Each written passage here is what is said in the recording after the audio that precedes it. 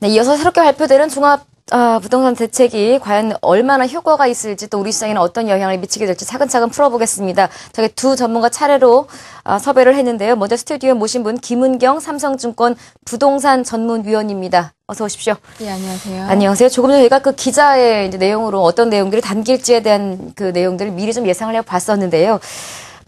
오늘 이제 발표가 됩니다. 새 정부의 첫 부동산 대책인 만큼 많은 분들의 기대감이 큰데 과거 그 MB 정부 때와는 어떤 차별화가 있을 거라고 예상하십니까?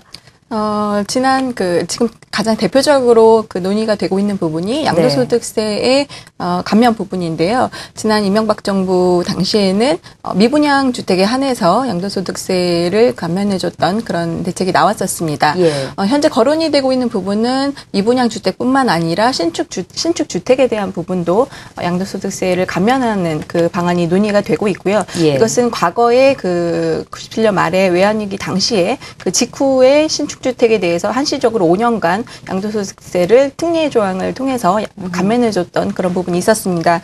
따라서 이렇게 되는 경우에는 MB 정부 이후에 좀 더 그 신축 주택까지 그 주택의 완화 규모를 좀 더 세제 완화 규모를 늘리는 것이라고 볼 수가 있겠고요. 네. 현재 거론이 되고 있는 부분은 사실 기존 주택까지도 양도소득세의 한시적 그 5년간 뭐 감면 부분이 거론이 되고 있다는 부분이 사실 언론을 통해서 일부 보도가 되기도 했습니다. 예. 이 부분까지 감면이 된다면 사실상 유례 없이 굉장히 큰 대폭적인 강화 세제 감면 제도가 될 것으로 보이고 있습니다. 예. 일단 양도세에 관한 이야기를 집중적으로 나눠봤는데요. 시장에서 그동안 워낙 또 부동산 시장이 침체됐었기 때문에 이번 정책으로 확 부동산 시장이 살아나게 바라는 분들 입장에서는 DTI나 그러니까 LTV 규제가 좀 많이 풀려서 그 시장에 조금 자금이 들어왔으면, 자금이 좀 유입됐으면 하는 바람들이 있었을 텐데 이번에 예상되는 내용을 보니까 이 부분은 조금 제한적으로 완화될 것이다. 이런 전망이 나오고 있네요. 여기에 대해서는 어떻게 보십니까? 당초에 뭐 LTV나 DTI 규제 부분은 아예 뭐 빠질 것이다 이런 얘기가 나오기도 했었고요. 현재 또 유력하게 나오는 부분은 어떤 생애 최초 주택 구입자에 대한 한시적인 완화라든가 뭐 이런 내용들이 좀 포함이 되고 있는 것으로 보입니다. 아무래도 단순히 부동산 대책뿐만이 아니라 최근 늘 급증하고 있는 가계부채의 영향까지도 좀 검토를 해야 되는 부분이고요.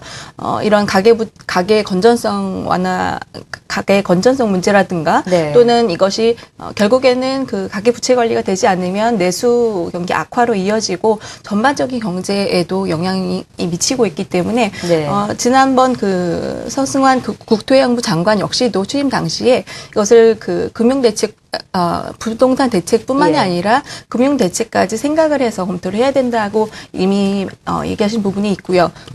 아무래도 굉장히 신중할 필요가 있다라고 보여지는 부분이지만 좀 하우스푸어라든가 일정 부분 당장 주택의 좀 대출로 인해서 압박이 크신 분들 이런 부분들의 좀 한시적이고 제한적인 완화 부분은 사실은 어느 정도 필요하다고 보는 입장입니다.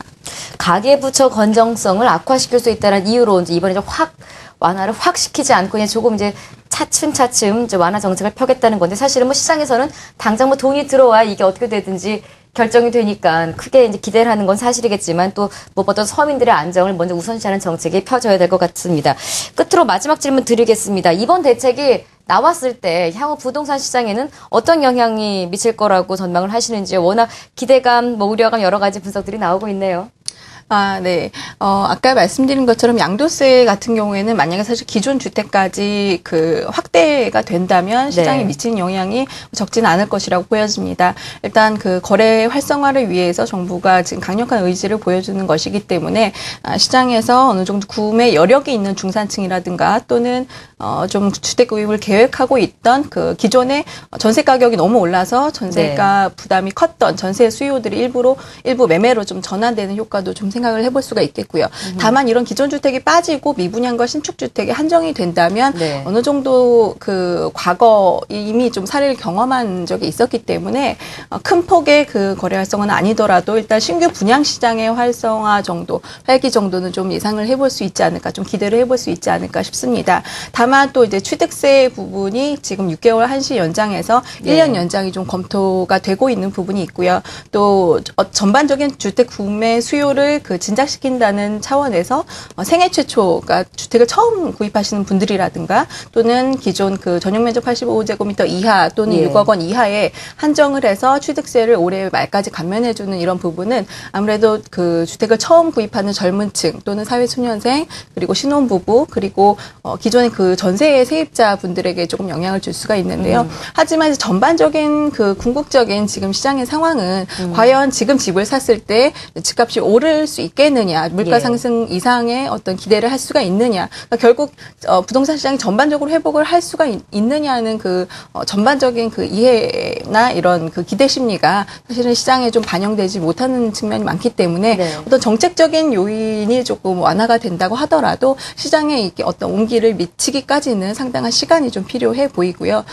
오늘 그 발표되는 그 완화 폭에 따라서 좀 네. 결정이 될 수 있을 것으로 보입니다. 말씀하신 대로 워낙 지금 우리 부동산 시장이 뭐 단기적으로 지금 잠시 악화된 부분이 아니기 때문에 이것이 이제 회복이 되려면 긴 시간이 필요하고 또 거기에 맞는 정책들이 나와야 되지 않을까 싶어요. 단순히 뭐 단기적으로 사람들 눈에 좀 좋아 보이는 정책이라기보다는 실제로 요즘 하우스포, 렌트포 말이 계속 나오고 있는데 실제로 집을 필요로 하는 사람들을 좀 위한 정책들이 좀 실효성 있게 나와야 될 거란 생각이 듭니다. 고강도 부동산 대책 좀 어느 정도 효과가 있을지 여기에 대한 집중 분석해봤고요. 삼성증권 김은경 전문위원 수고해 주셨습니다. 고맙습니다. 맞습니다.